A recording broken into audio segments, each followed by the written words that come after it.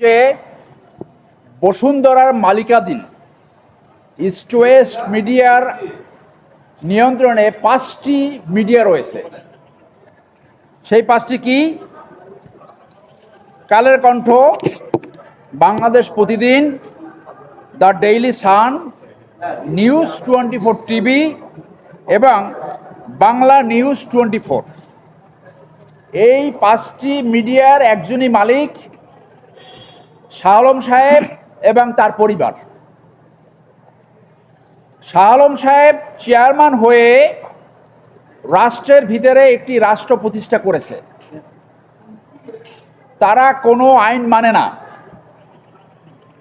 তারা সরকারি অনেক জমি দখল করেছে, যার পরিমাণ হাজার থেকে লক্ষ হতে পারে, যেটা সিআইডি তদন্ত করছে। তারা মানি লন্ডারিংয়ে জড়িত।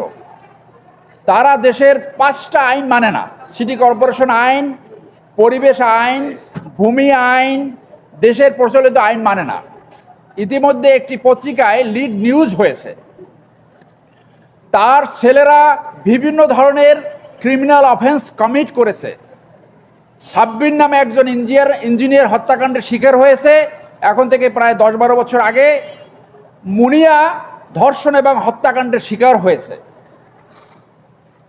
এছাড়াও বর্তমান প্রধানমন্ত্রীর বিরুদ্ধে মিস্টার শাহ আলম বলেছিলেন, একজন পলাতক আসামি যদি রাজনীতি করতে পারে তাহলে জেলখানা বসেও সবাই রাজনীতি করতে পারবে।